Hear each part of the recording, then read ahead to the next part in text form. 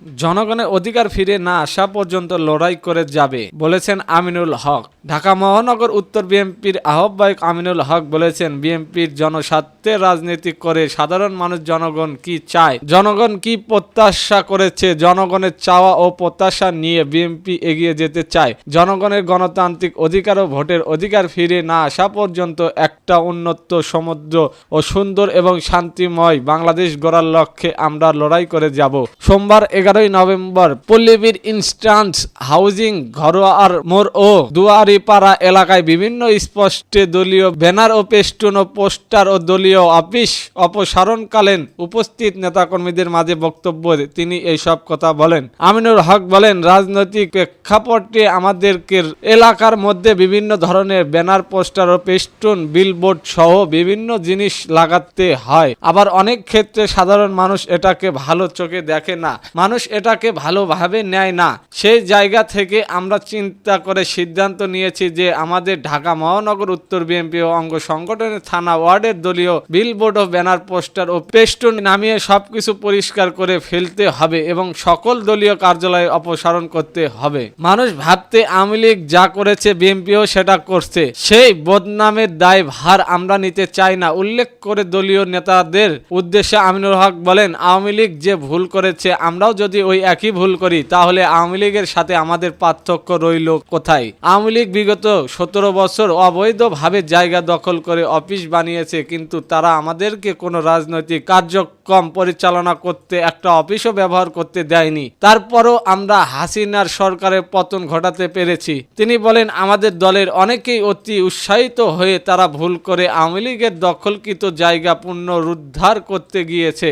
আসলে পুনরুদ্ধার করতে গেলে কিন্তু সেটাকে আর পূর্ণ উদ্ধার বলে না। অনেকেই এটাকে নিয়ে ভাবতে আওয়ামী লীগ দখল করেছে, বিএনপিও সে আবার এটাকে পুনর্বাসন দখল করে নিয়েছে। আমরা কিন্তু ওই বদনামের ভাগিদার হতে চাই না। এই কারণেই আমরা গত 9 নভেম্বর প্রেস বিজ্ঞপ্তির মাধ্যমে ঢাকা মহানগর উত্তর 26টি থানা ও 71টি ওয়ার্ডের সকল দলীয় নেতাকর্মীদের আগামী 3 দিনের মধ্যে ব্যানার, পেস্টুন ও পোস্টার ও দলীয় কার্যালয়ের অপসারণ করতে নির্দেশনা দিয়েছি। তাই অংশ হিসাবে আমি আজকে পল্লীবী উপনগরের বিভিন্ন পোস্টের সরজমিনে এসে ব্যানার, পোস্টার ও পেস্টুন পরিষ্কার পরিচ্ছন্নতার কাজ নিজ হাতে করেছি। এই সময় উপস্থিত ছিলেন ঢাকা মহানগর বিএনপির নেতা মাহাবুর আলম মন্টু, রূপনগর থানা বিএনপির আহ্বায়ক জহুরুল ইসলাম, সিনিয়র যুগ্ম আহ্বায়ক ইঞ্জিন মজিবুর হক, যুগ্ম আহ্বায়ক অলিউল হাসান নাত তুহিন, পল্লীবী থানা যুবদলের সভাপতি হাবিবুর নূর সালাম, রূপনগর থানা 7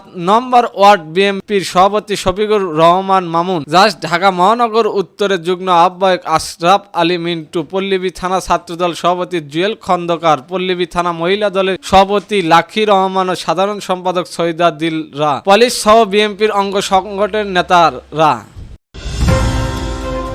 এদিকে স্বার্থের রাজনীতি এখন মরণ ব্যাধি, ক্যান্সারে পরিণত হয়েছে বলেছেন রহমত উল্লাহ। সুযোগ বুঝে রাজনীতি আসা ও বাড়ি ঘর করে দেশের বিরুদ্ধে ষড়যন্ত্র করা কথিত রাজনীতিবিদদের কারণে দেশপ্রেমের রাজনীতি ধ্বংস হয়েছে বলে মন্তব্য করেছে জাতীয় গণ অধিকার পার্টির আন্তর্জাতিক বিষয়ক সম্পাদক যুক্তরাষ্ট্র শাখার সভাপতি এস.এম. রহমত উল্লাহ ভুইয়া। রোববার বাংলাদেশ সময় রাত 11:30টায় যুক্তরাষ্ট্রের নিউ ইয়র্ক এলাকায় জাকপা আয়োজিত এক অনুষ্ঠানে প্রধান অতিথির বক্তব্যে তিনি এইসব কথা বলেন। তিনি বলেন, অন্তর্বর্তীকালীন সরকারের উপদেষ্টা পরিষদ বাড়ানোর নামে কতিপয় আওয়ামী লীগ ও ভারতীয় পন্থী লোকদের বসানো হয়েছে। দেশবাসীর প্রশ্ন, এতে রক্তের বিনিময়ে 5ই আগস্ট বাংলাদেশ ফ্যাসিস্ট মুক্ত করার পর আবারও আওয়ামী লীগ এই ভারতীয় দালালেরা কিভাবে উপদেষ্টা পরিষদে স্থান পায়? কথা তো বার্তা পরিষ্কার, রাজনীতিবিদ ও বুদ্ধিজীবী বুদ্ধি বিকৃতি কারণে বাংলাদেশ নিয়ে ভারত এসব সময় পুতুলের রসিন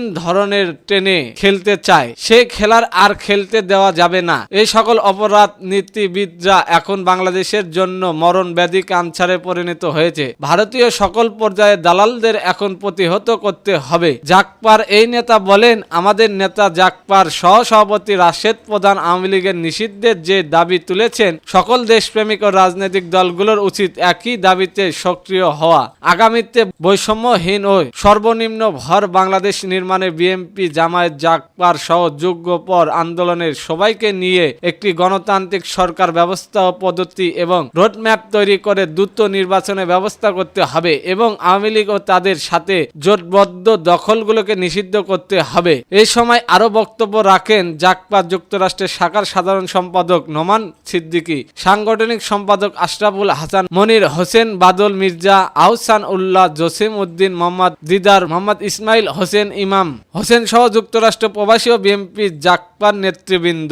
এতক্ষণ আমাদের সাথে থাকার জন্য ধন্যবাদ।